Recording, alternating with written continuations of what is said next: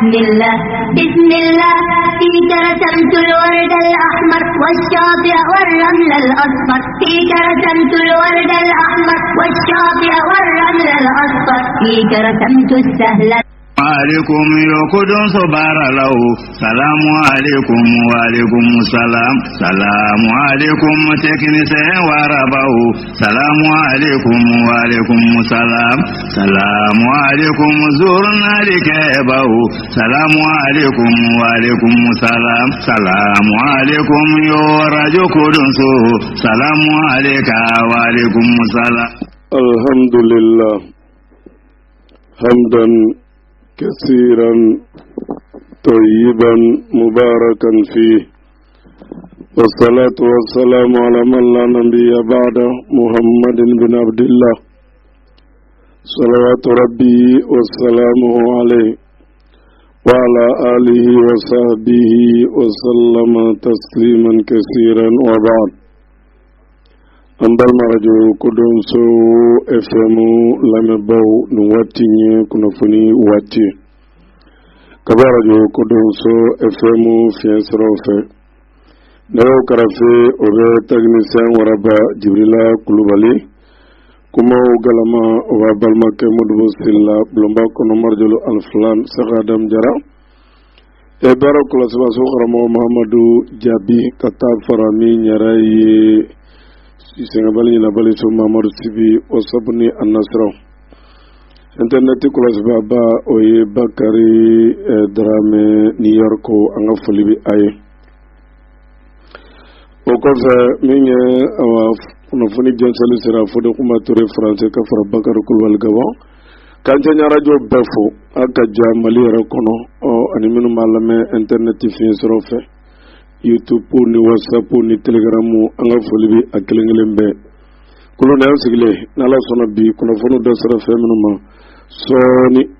amunu nyenyini ku wala to dunkana insha Allah. عليكم يقدم صبر له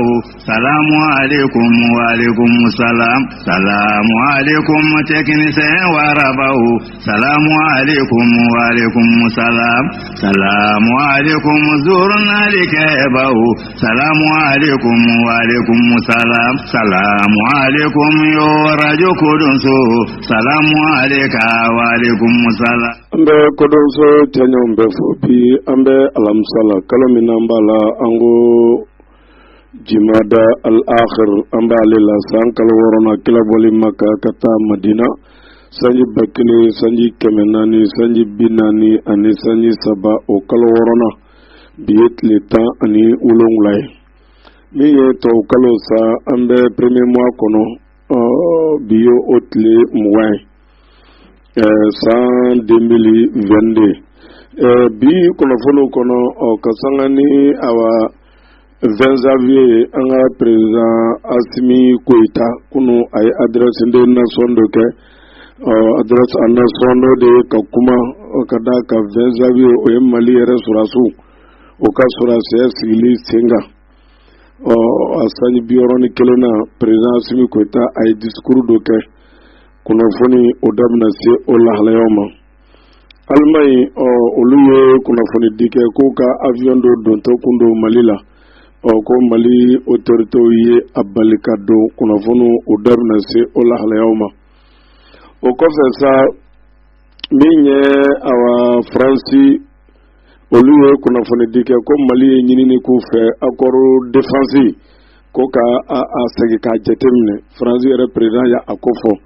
anare kuma min fola kuna fono udabna se ola halayma frazi president kuma na awa ko ani farafina ka je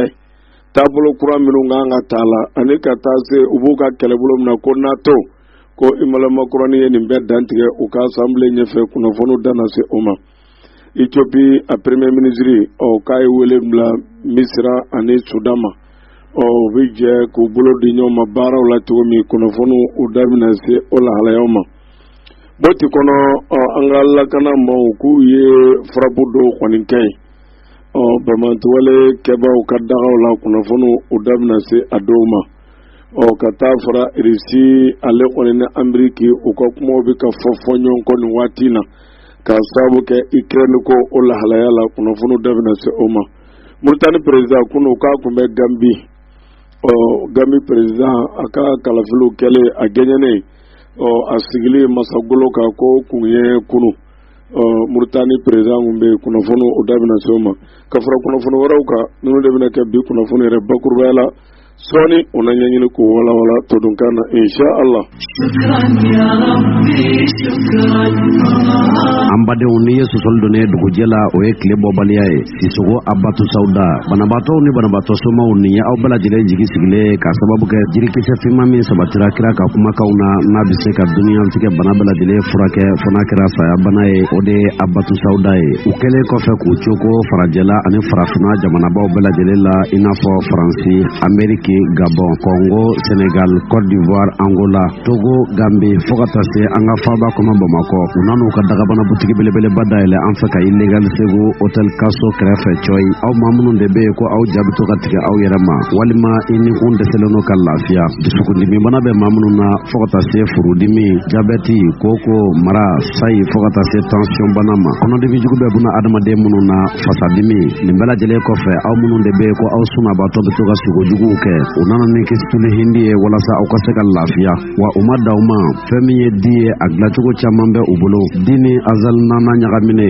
ka fara di ni ɲamaku ɲagamine ma fo ka taa se di ani Habatu Sauda yɛrɛ ɲagamine ma. An balima musolakaw aw minnu de bɛ sanga ni waati bɛɛ lajɛlen k'aw b'a fɛ aw farikolo ka to nuguyale aw ka saraki. Sisoko Abatu Sauda u kɛn bɛ ka munitulu kɛrɛnkɛrɛnnen dilan aw kama. Munitulu min bɛ n'a dilanmɛ ni situlu gwɛrɛgwɛrɛ ye fo ka taa se tulu dilancogo wɛrɛw ma minnu bɛ aw farikolo minɛ ka nuguya waati kɔlɔlɔ foyi lasi ma. O tumana an badenw a ye wuli aw ka Sisoko Abatu Saudatu sɛgɛrɛ ka Illegal Segu Hôtel Kaso kɛrɛfɛ walima a k'u wele u ka nɛgɛjuru siraw la 73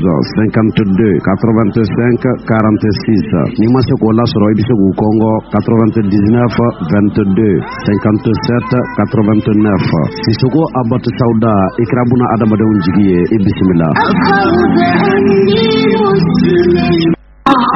Danaya Voyage foli ani tanuni o tɛmɛnen kɔ min ni a y'o kɛ ka ɲɛsin a ka clientw ma san 2 baara jɔ tɛmɛnen kɔfɛ. Danaya Voyage ni a baarakɛɲɔgɔnw ko u nisɔndiyalen bɛ a da client bɛɛ lajɛlen tulo kan k'a fɔ ko danaya kura min ni o sabatira olu ni Saudiya faamaw ani a ko ɲɛnabɔlaw ni ɲɔgɔn cɛ k'u bɛna k'a dɔn k'a fɔ taa ni ka segin wɛrɛw boloda ni Ala sɔnna ma aw ka umura o baaraw sabatili kama Saudiyakaw fɛ yen nɔ. Danaya Voyage ko ka aw hakili jigin visa o sɔrɔli o b'i k'a dɔn k'a fɔ sabati ni aw ka coronavirus o vaccination o carnet o yirali ye min fana bɛ ni a dati ma tɛmɛ. N'aw bɛ kunnafoni wɛrɛ ɲini k'aw bɛ se ka weleli kɛ 20 22 24 25 76 26 26 26 76 28 28 28. Danaya Voyage taa ni ka segin ko ɲuman ani imura latigɛ ko ɲuman ko Ala k'o nɔgɔya silamɛ bɛɛ lajɛlen ye.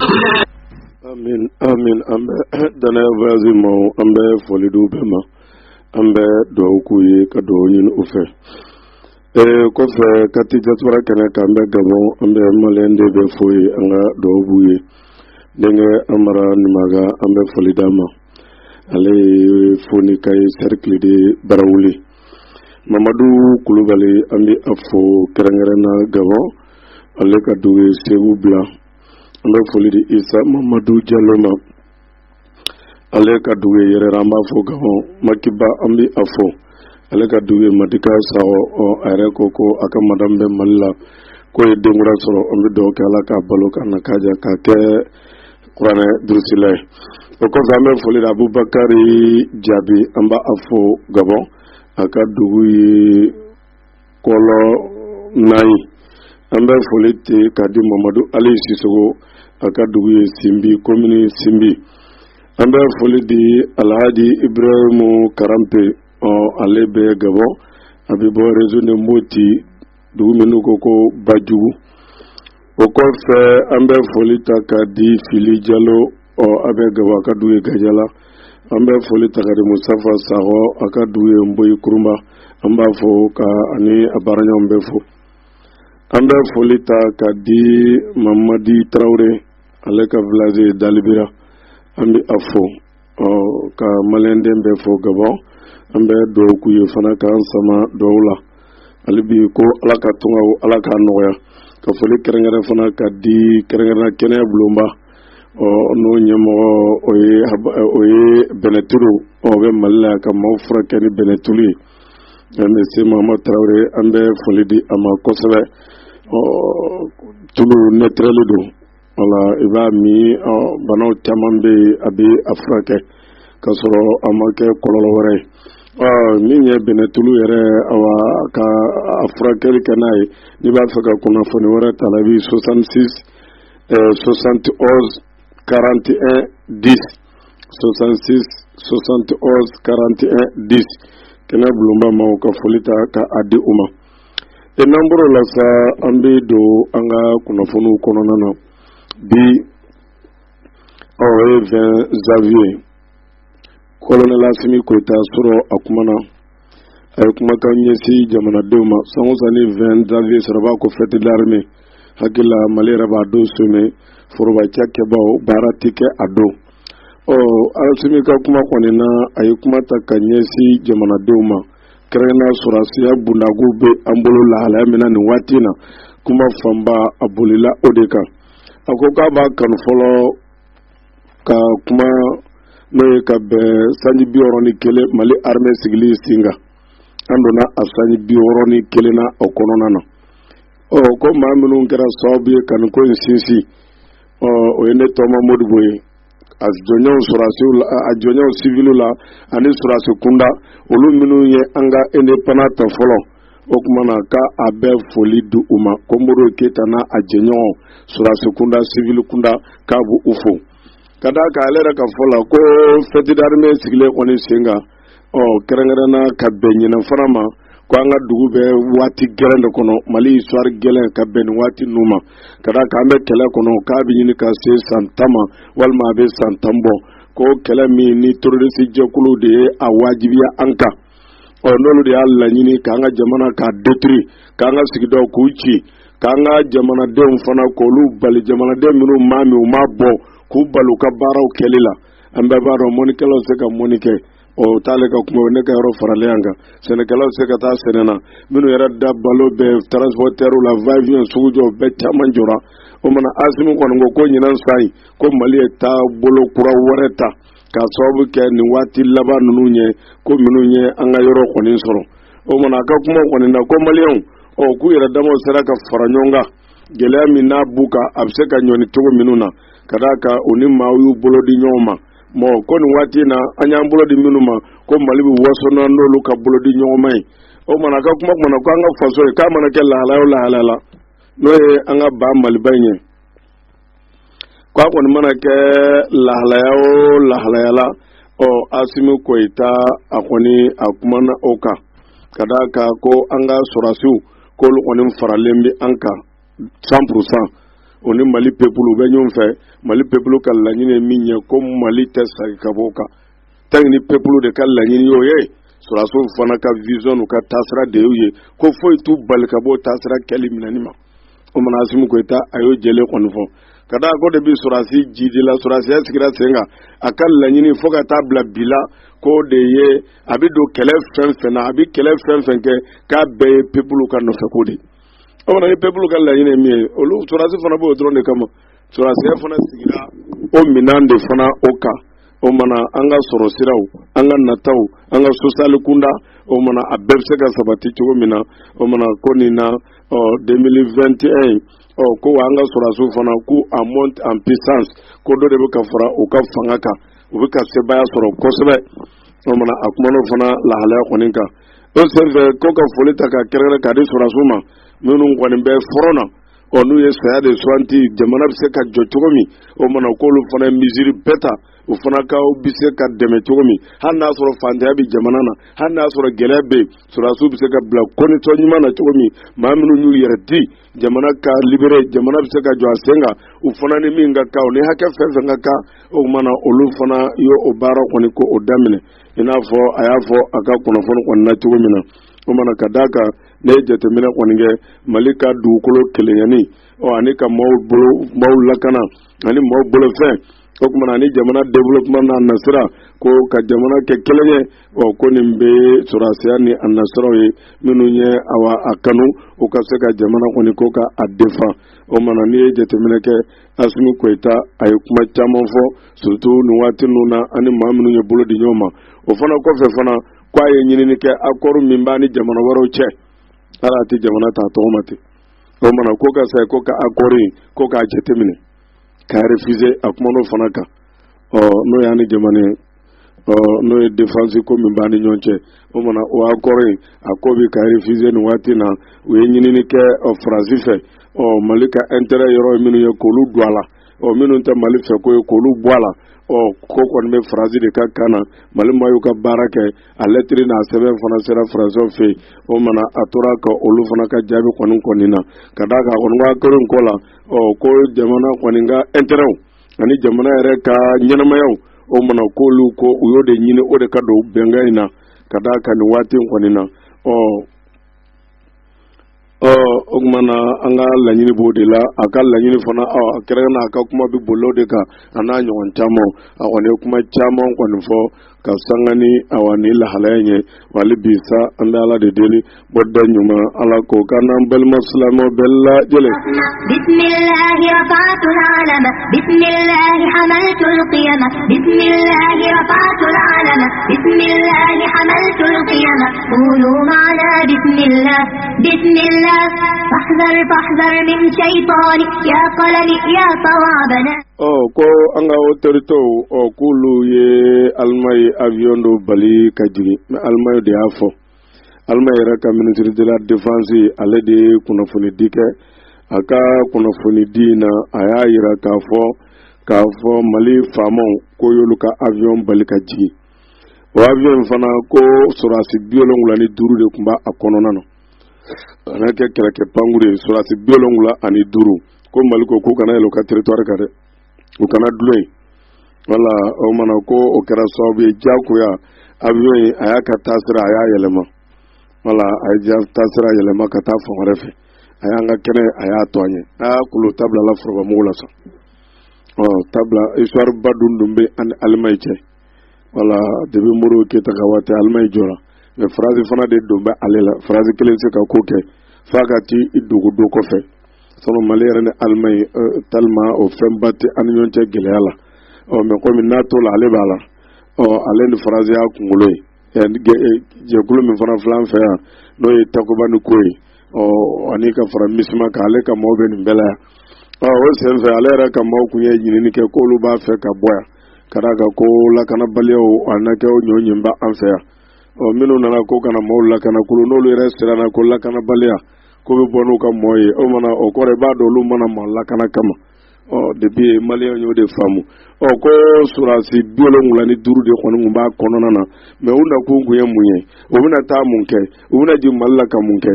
o mana ko Mali autorité k'u kana pan an ka sanfɛla fɛ kuma tɛ ko ka jigin Mali yɛrɛ territoire kan ko kɔni bɛ nin lahalaya in na wali bi sa an bɛ Ala de deli bɔda ɲuman Ala k'o ka n'an balima silamɛw bɛɛ lajɛlen rafa'tul alama bismillahi hamaltul qiyama bismillahi rafa'tul alama bismillahi hamaltul qiyama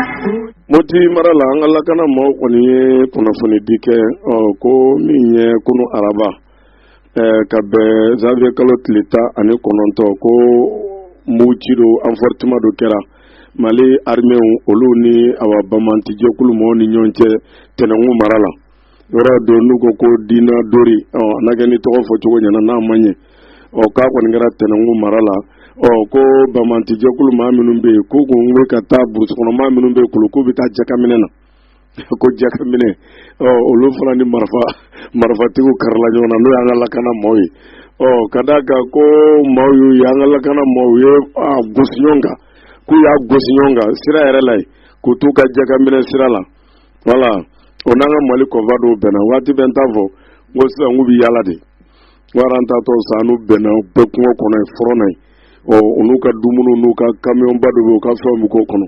mobili misɛnmaninw ni mugu ni kisɛ ɲɔɲɔ b'o la u bɛ yaala la dɔrɔn o ye jamana in territoire fan bɛɛ la yen wala ko k'u to munumunu de la Tɛnɛngu Moti mara la yen ko Tɛnɛngu mara la dugu dɔ bɛ yen ko Dina Dori ko maa dɔw bɛ yen bamanti jɛkulu maaw minnu ko k'u taara jakaminɛ na ni waati tɛ sɛnɛbɛrɛ ma kɛ min bɛ maaw bolo ko dɔw yɛrɛ bɛ taa jaga minɛ sabutasi tɛ wa jaga bɛ minɛ tɛ wa ko kun taar'o la n'an ka maa lakana maaw k'olu de karila ɲɔgɔn na o senfɛ sa k'u ye dankari kɛ terroriste jɛkulu walima mɔgɔ 3 bonyanko la ka laban ka kɛlɛmina dɔw minɛ ko moto 5 u y'o sɔrɔ o senfɛ tɔ minnu tununa aranfɔru fana Mali armée y'o bila ka taa k'olu tɔw mɔmɔ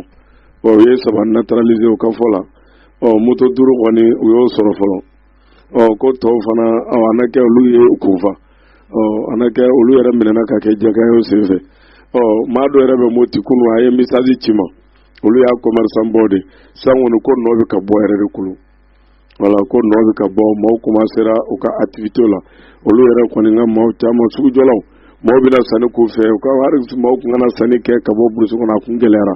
nin waati in na hali n'a ma daminɛ 100% k'a ko kɔni bɛ ka nɔgɔya wala siranya bɛ ka bɔ maaw kunna ko ka da mun kan sisan ko mɔnikɛlaw yɛrɛ ko caman de bɛ marifaw bɔ ba la sisan caman bɛ ka t'i ka marifaw fili ba la a y'a fɔ n ye tan n'a yɛrɛ bolo ta 2 ni cɛ tɛ kangare ma da Mali sɔrɔdasiw ma kangare da ko maramafɛn kana maa 2 bolo k'u bɛ ka mɔnikɛlaw jɛgɛ bɛ mɔ cogo min k'u bɛ ka bɔ marifaw fana de fili ka ba la maramafɛntigiw bɛ ka t'u ka marifaw fili ba la cɛ yɛrɛ y'a fɔ n ye kunun moti ka do ale yɛrɛ sigilen bɛ yen n'a fɔra lakana mɔgɔw fana bɛ nin na ye o kɔrɔ kɔni ko ɲɛtaa bɛ ka sɔrɔ Mali basigi min fɔra hakilisigi min fɔra n'Ala sɔnna ko ninnu caman ye janfa de o ka d'a kan u b'a dɔn communication ni fɛnw taabolo ka ɲi sisan u b'o yɛrɛ ɲini caman bɛ ka t'i ta fili ji la ka d'a kan n'a yɛrɛ i bolo i ta 2 ni cɛ tɛ ne mana ko kɔni bɛ nin lahalaya in na sɔrɔdasi ka marifa ka gɛlɛn ma dɛ ni marifa kɔni yɛrɛ i bolo a ko ma nɔgɔn o de kosɔn yan'a ka ye minnu bolo n'u y'a ta ko caman taara i ta fili ji kɔni kɔnɔna na ko mɔnikɛlaw bɛ ka bɔ marifa caman kan ji kɔnɔna na cɛ y'a fɔ n ye ten wa hali bi sa an bɛ Ala de deli bɔda ɲuman Ala ko k'an n'an balima silamɛw bɛɛ lajɛlen. Bismillahi rafa'tul alama bismillahi hamaltul qiyama bismillahi rafa'tul alama bismillahi hamaltul qiyama Mauritanie président kunu k'a taara Gambie cɛ Gambia n'o de Muhammadu Uludu Sheikh Ghazwani k'a taara tarata wula de a taara dugu in na Gambie cɛ ka sigili kun ye kunu araba de Adama Barrow ko Adama Barrow yɛrɛ taara Ghazwani kunbɛ avion so la a n'a ka gouvernement wala ani Ghazwani kelen fana n'a ka maaw dɔw taara Ghazwani n'a ka ministre affaires étrangères o taara ani ka fara palais yɛrɛ o ɲɛmaayaso do a n'o fana taara ani ka fara o ka chef d'état-major min kɛrɛnkɛrɛnnen ni président k'a n'o fana taara ka d'a kan Adama Barrow ale sigira a ka maada 2nan na wala décembre kalo tɛmɛnen o tile 5 jaabiw bɔra o kuma na ko a sigili kun ye kunu ye i n'a fɔ kunnafoniw ye a di cogo min o senfɛ fana Guinée Bissau o fana président ko fana kun bɛ kɛnɛ kan ka taa fara Sierra Leone o fana président kun bɛ kɛnɛ kan mais Macky Sall kulu ale min ye Gambie dɛmɛbaaba ye nin waati na k'a sɔrɔ y'a jaabi o kun tɛ ji kɛ ɲɔgɔn tigɛ dɔw ko depuis ye sommet kɛ k'a kɔni ma se fɔlɔ k'a ma se dɛ mais Sénégalais b'a lamɛn t'a dɔn n'a sɔrɔ a sera waati min dɔw ko k'a sɔn min bɛ de n'a nana u b'a ka fanga dafiri kunu dɔw yɛrɛ bɛ k'a fɔ n ye ko a y'i to yen ko k'a ko ka gouvernement ci mais comme m'o sɛbɛnnen officiellement mais a kɔni sommet banna e tɛ sagi a kɔni bɛ n'a ka yɔrɔ in kɔni na ye ko Sénégalais ko n'a nana u bɛ funufunu de wuli a fana kama ye mais n'a sɔrɔ a kɔni nana an ma bɔ a ka nali kɔni kalama mais kunu an ka frontière la Diboli ni Sénégal cɛ peuple yɛrɛ ye o ko ɲɛnabɔ olu yɛrɛ Brazil kari ka frontière dayɛlɛ an t'a dɔn n'a sɔrɔ a tɔ kɔni bɛ cogo min na mais Macky Sall kɔni Sénégalais kun mɛnna k'a kɔnɔ a kɔni mana a bɛ lafiya bɔ de la wa walima a bɛ ka ko jateminɛ wa walima mun ni mun don walima a yɛrɛ sɛgɛnnen don ko dɔw de la walima mun bɛ yen depuis embargo dara Mali kan ale yɛrɛ sen ma co a ka jamana na Mali embargo ko a ma nɔgɔn ko kɔni bɛ nin lahalaya in na wali bi sa an bɛ Ala de deli bɔda ɲuman Ala ko k'an n'an balima silamɛw bɛɛ lajɛlen. La Ibrahima an ye kibaruya min sɔrɔ a ka ko la ko sini juma de kulo ko janajaw kan ka kɛ voilà min ye premier ministre yɛrɛ ni gouvernement membre olu yɛrɛ taara foli kɛ fo La Ibrahima yɛrɛ ka denbaya la voilà ka bolonɔ bila kɛ sɛbɛnna ko président y'u bila ka taa président ngoro to minu nolu faturo luka ko kara to mi wa fa ka ko koni kete président ngoro to wala me mi ye karumu koni angoni minu me no ye bubai ani balma wara kolu nana me karumu koni ngumana wala karimu koni ngumana wala ko me bubani ma wara kolu koni ngunana me ko karimu koni ngumana kulo ko kon men la mi fa karumu e ko soro man do soro la wala ni gele do bi se fama ki to robe ni wonnana tolérance zero malibori tugula de aya ya kuma fo male masaka ke ale ata ko tolérance zero général 5 étoiles mais asumu ma tolérance zero fo mais no ye tay tegema ibe jongala fo asumu ma kuma fo male ka wole aya ya kuma fo male masaka wole kulo ale kuma chamo fo nanyi tay tegema teoche nanyi ta asumu tuko kuma fo me asumu koni lole mama tete ma bi boga jongala fo kuloko beta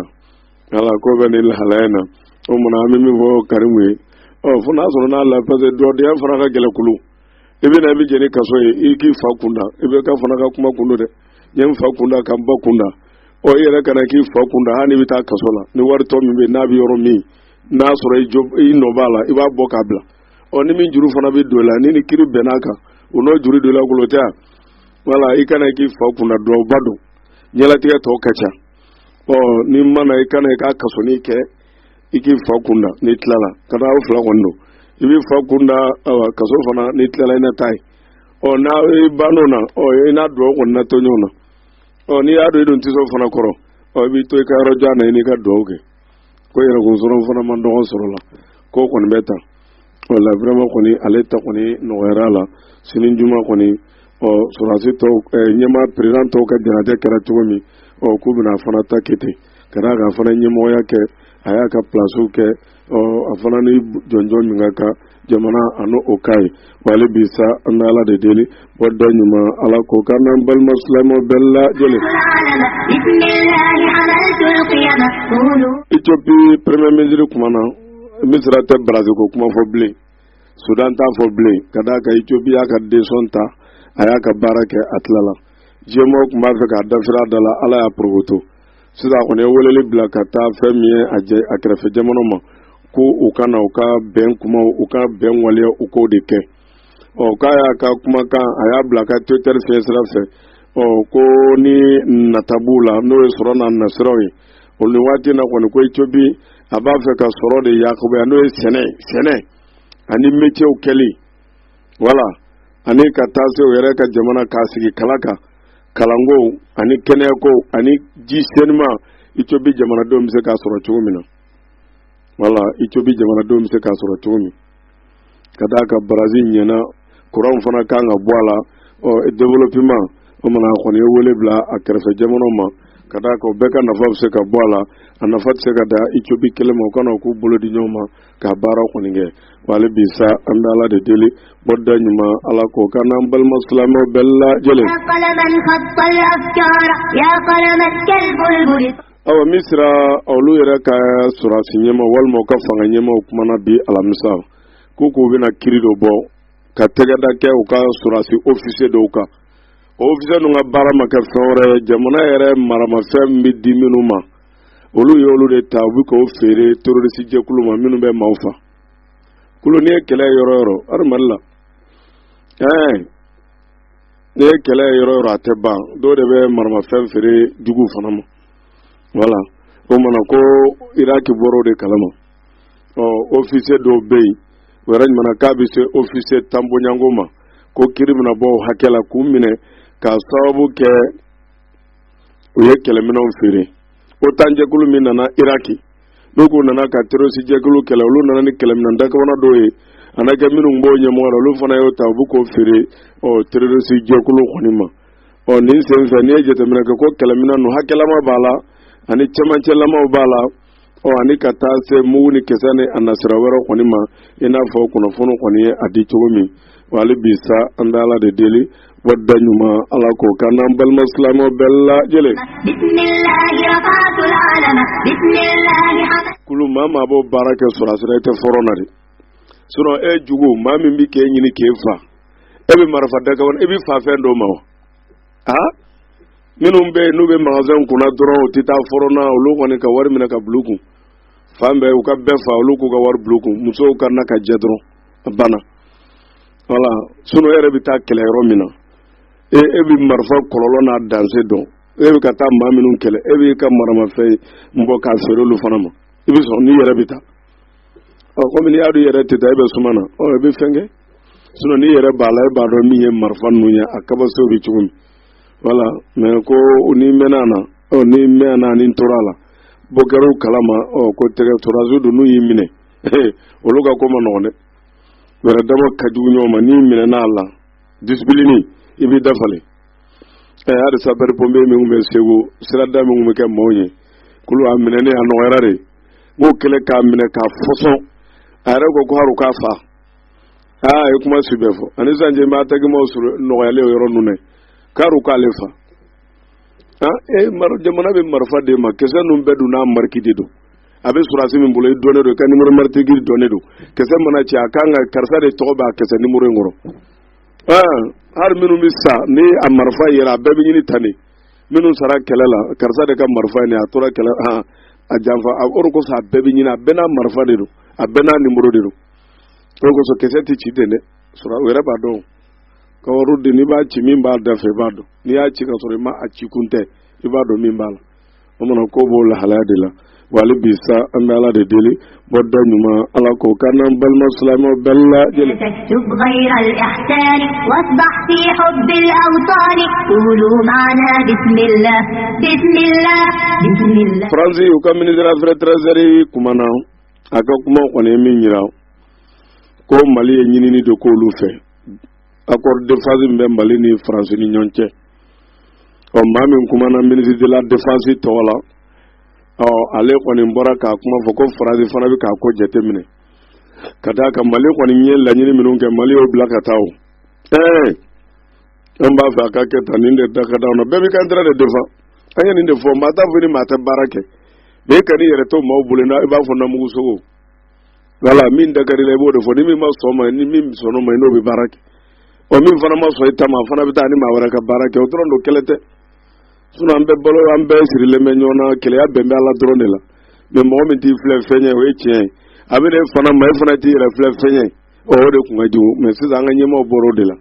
o de kosɔn ko sɛbɛn sera Faransi ma mais an min kuma n'o ka ministre affaires étrangères tɔgɔ la a ko tiɲɛ yɛrɛ la ko sɛbɛn ser'u ma k'u fana bɛ k'a jate minɛ ko accord de phase min bɛ Mali ni Faransi cɛ k'u fana bɛ k'a jate kɔni minɛ i n'a fɔ kunnafoni kɔni ye a di cogo min na ka d'a kan ko Mali kɔni kɔnɔ ko accord de phase tiɲɛ yɛrɛ la ko a n'ale ka intérêt tɛ taa ɲɔgɔn fɛ ani Mali intérêt tɛ taa min bɛ Mali ni Faransi cɛ ko Mali ka intérêt t'a la Mali a jɛlen fɔ Faransi yɛrɛ de filɛ k'a fɔ yata aradu ma masaliha ko a n'an ka intérêt tɛ taa fankelen voilà o de kosɔn olu fana ko k'a réviser o tuma na ko olu kɔni ye yɔrɔ minnu u b'a fɛ falen ka ko la u y'o bila ka taa Faransi fana bɛ k'a jate minɛ n'u sɔnn'o ma o don n'u ma sɔn ma ni maa minnu sɔnn'o ma n'o bɛ baara kɛ dɔw bɛ ka girigiri a y'a jɔ ta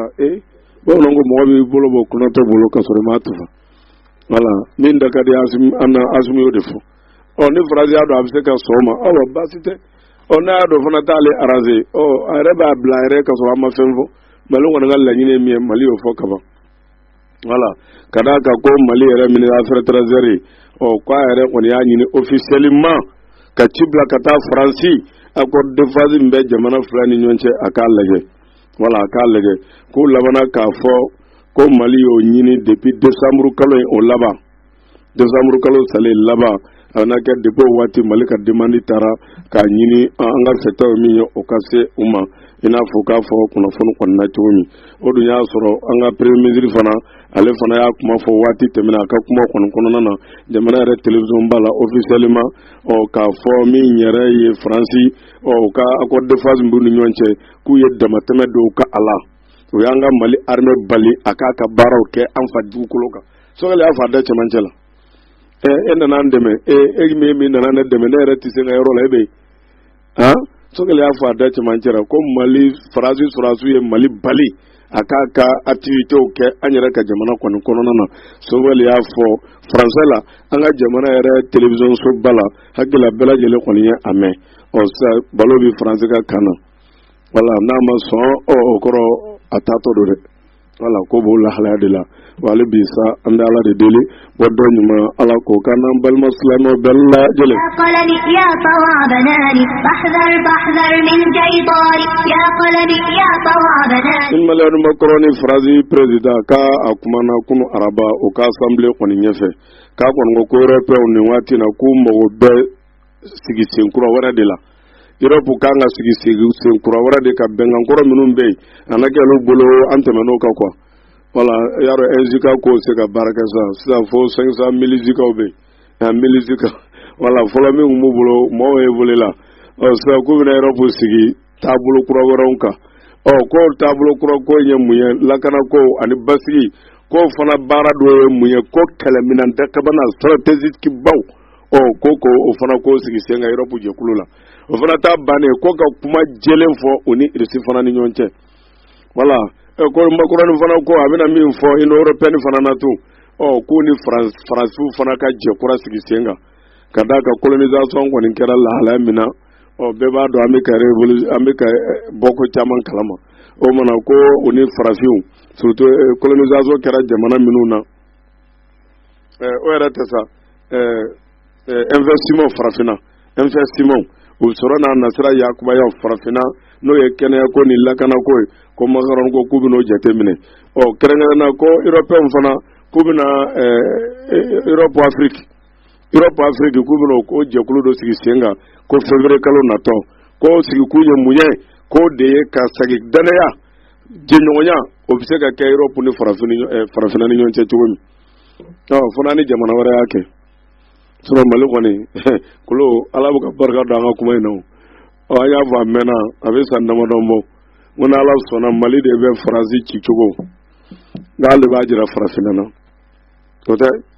n t'a ko ye kɛnɛ kan an b'a ci cogo jira Côte d'Ivoire ni Burkina ni fɛnw na a tɔ bɛ kɔfɛ hali bi kana voilà an ko Mali ci cogo Faransi ci cogo an b'a jira farafinna na voilà n'a sɔnna Faransi ti bɔ yan k'a bɛ taa jamana foyi kɛlɛ bilen sisan a filɛ nɛgɛnni de daminɛ o y'a ye ko maaw bɔra o kalama a bɛna hakiliw salo sisan teriya sira wɛrɛw voilà sisan k'u bɛn'o de jateminɛ ka d'a kan dɔ in kɔrɔla ka ban Mali y'o disigi ci voilà Mali tɛmɛn'o kan a tɛna fɔ fɔlɔ fura min bɛ pali furaw fɛ yan ni soso yɛrɛ delila o bɛ bɔ ni modèle wɛrɛ so y'a ye Mali tɛmɛn'o niveau kan sisan ko o bɛna kɛ a bɔra ino francophonie na o kɔni bɛ yen ko bɛna kɛ Europe Afrique de sisan ko a sababu fana Europe ni farafinna bɛ se k'u bolo di ɲɔgɔn ma cogo min kosɛbɛ an ka kɛnɛya ko ni lakana ko ko u bɛna jɛ ko jɛkuluba de sigi sen kan ko kɔni bɛna kɛ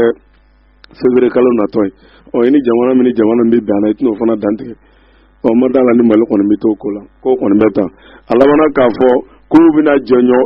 jɛbolo kura wɛrɛ de sigi kura ye o ni farafinna ni ɲɔgɔn cɛ voilà o ni Union européenne k'u bɛn'o de jate kɔni minɛ i n'a fɔ kunnafoni kɔni ye a di cogo min wa hali bi sa an bɛ Ala de deli bɔda ɲuman Ala k'o kan n'an balima silamɛw bɛɛ lajɛlen. حملت القلم وكتبت به رقما رقما بسم الله حملت القلم وكتبت به رقما رقما بسم الله رفعت العلم بسم الله حملت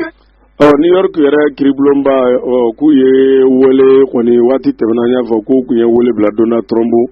a n'a ka fɛmaw ma k'a fɔ a ka association walima a ka entreprise k'a fɔ a kɔni nɔ donnen don k'u kɔni enquête minnu kɛ k'u kɔni ko preuve b'olu bolo k'a fɔ impôt ko n'a nasɔrɔ Donald Trump kɛmɛ k'o ko dɔ ɲagami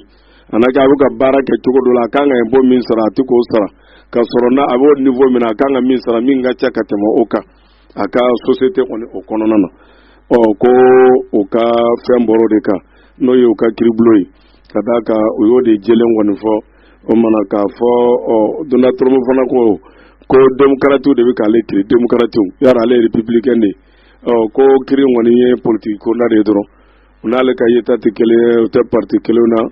olu dun de bɛ kiiri kunna o bɛ n'ale kɔni k'a fɛn ten dɔrɔn Donald Trump y'o de fɔ ka d'a kan ko kiiri ɲɛmaa ye démocrate de Joe Biden ka maaw olu n'ale tɛ ɲɔgɔn kelen ka fɔ ni kiri dira jugu kɔni ma kulo yara ko kɔni bɛ cogo min dɔ la tɔrɔmuka kuma kɔni b'o de kan ko kɔni bɛ ta wali bisa an bɛ ala de deli bɔda ɲuman ala ko kan n'an balima silamɛw bɛɛ lajɛlen.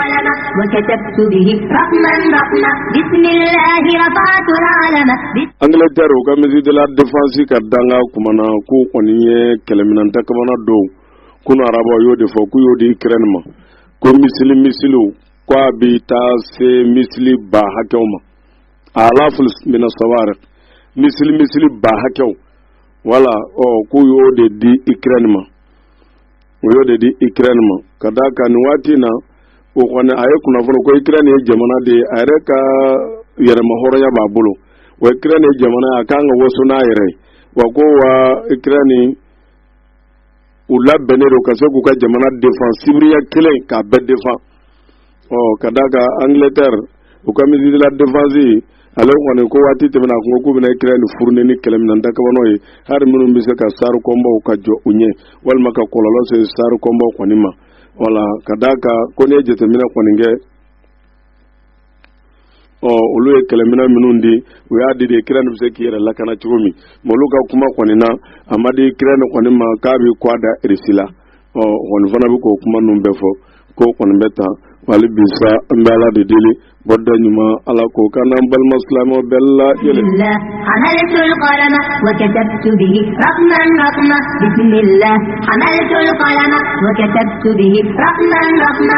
maa minnu kumana Irisiw yɛrɛ ka ɲɛmaaya sɔrɔ Kremlin ɲɛmaa dɔ kɔni kumana ko Turki président kun ye min fɔ n'o de ye ka kɛ médiateur ye Irisi ni Ukraine ni ɲɔgɔn cɛ Irisiw ko baasi t'a la kɛ wala ko ni Turki labɛnnen don a ko kama ko baasi t'a la wala ka da kan ko maa b'a fɛ ka kɛlɛ ban olu ni Ukraine ni ɲɔgɔn cɛ fɔɲɔgɔnya min b'u ni ɲɔgɔn cɛ o kumana ko baasi foyi t'a la wala kɛlɛ ban olu yɛrɛ tɛ kɛlɛ fɛ ten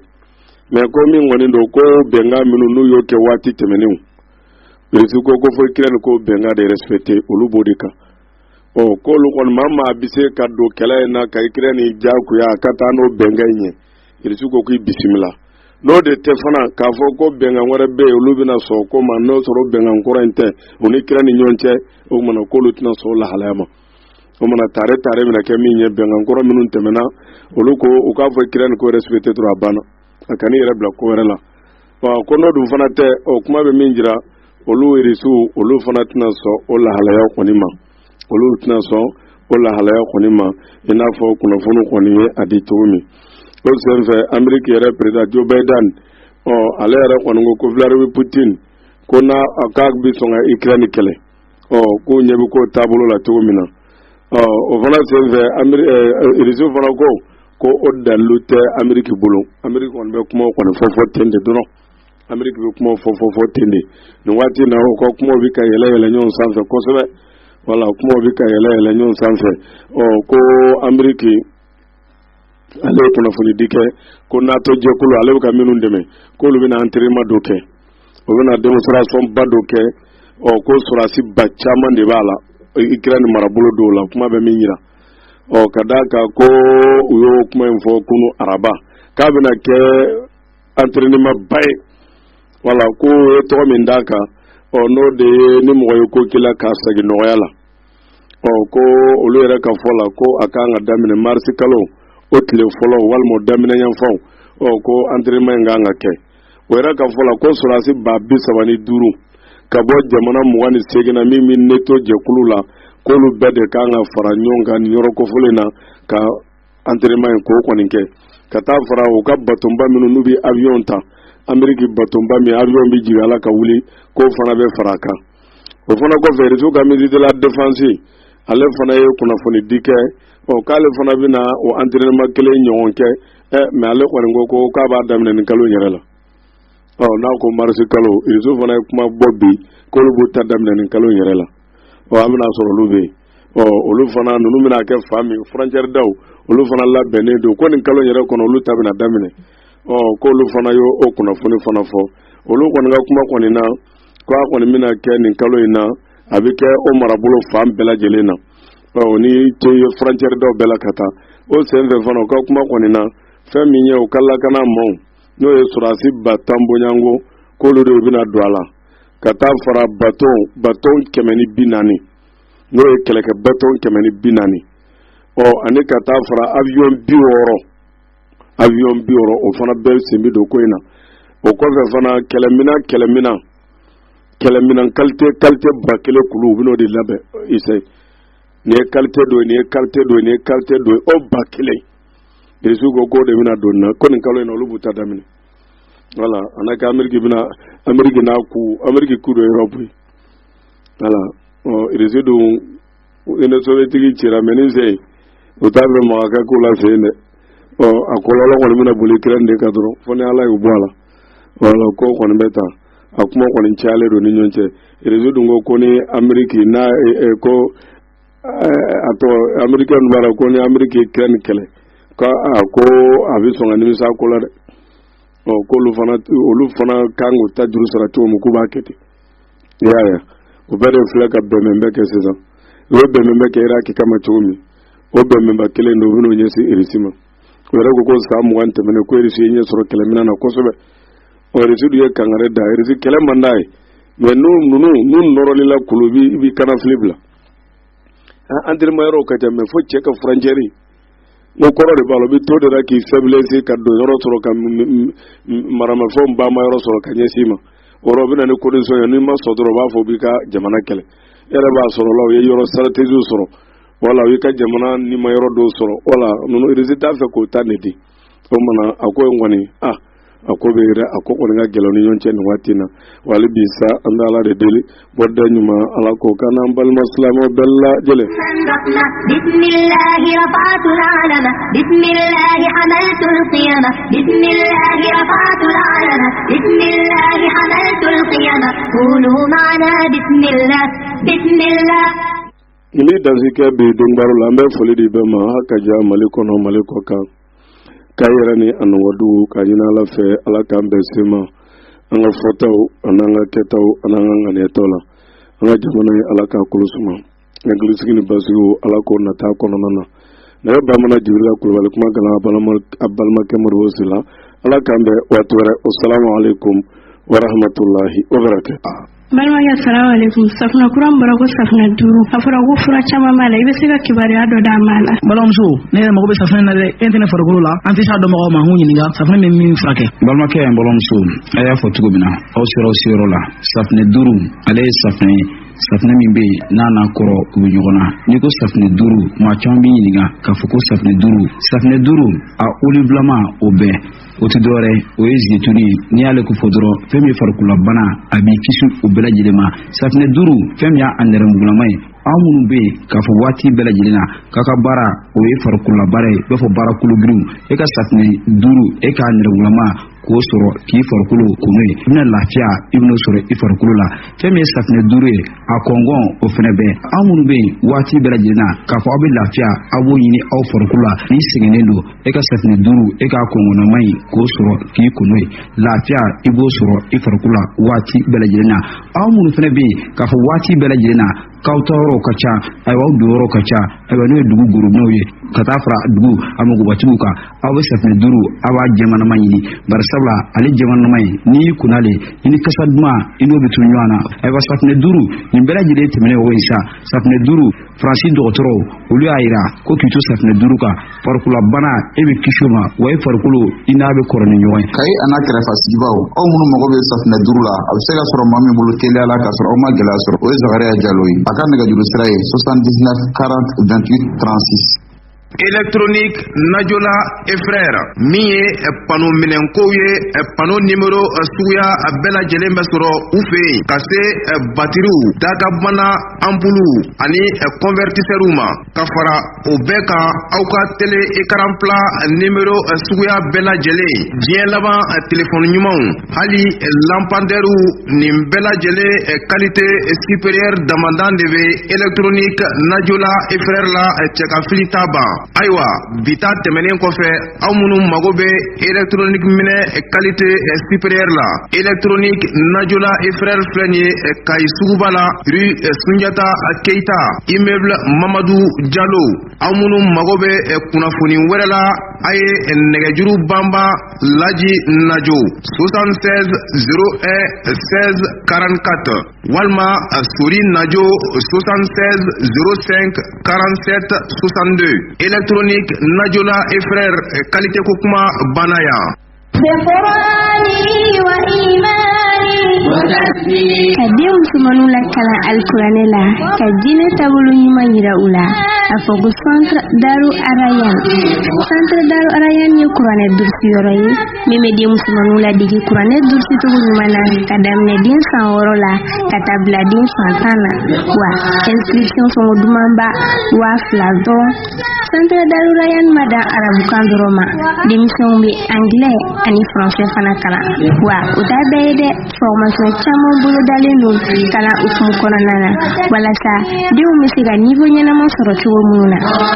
Centre Daru Arayan kɛlen bɛ ka layidu ta Mali kɔnɔ ka kalanko di denmisɛnw ma ka kɛ u sago ye denmansaw ka sewa sɔrɔ. O kama fɛɛrɛw talen don ka bila u bolo denw siyɔrɔko ani u ka dumunikow la. Centre Daru Arayan bɛ Ɲamana sani ka se Garabali ma dumuni bolo fɛ sira min bɛ kuruba 2 ni ɲɔgɔn cɛ i bɛ taama dɔɔni i bɛna se misiri verti dɔ ma ni sira in i bɛ nɛgɛjuru banba ni numéro kofɔlen ninnu na 646 833 59 36 walima 646 250 53 40 walima 646 739 38 60 kula sɔrɔ fana Mali numéro la n'o ye 66 04 63 63 walima 84 38 38 38. Awɔ denmansaw a ko ni sigi tɛ bɛn tuguni a ye wuli joona joona aw k'aw kunda centre Daru Arayan kan walasa k'aw denw tɔgɔ sɛbɛn k'u ka siniɲɛsigi dilan. alaikum yokudun so baralau salamu alaikum wa alaikum salam salamu alaikum teknise warabau salamu alaikum wa alaikum salam salamu alaikum zurna dikebau salamu alaikum wa alaikum salam salamu alaikum yo rajo kudun so salamu alayka wa alaikum salam. بسم الله حملت القلم وكتبت به رقما بسم الله حملت القلم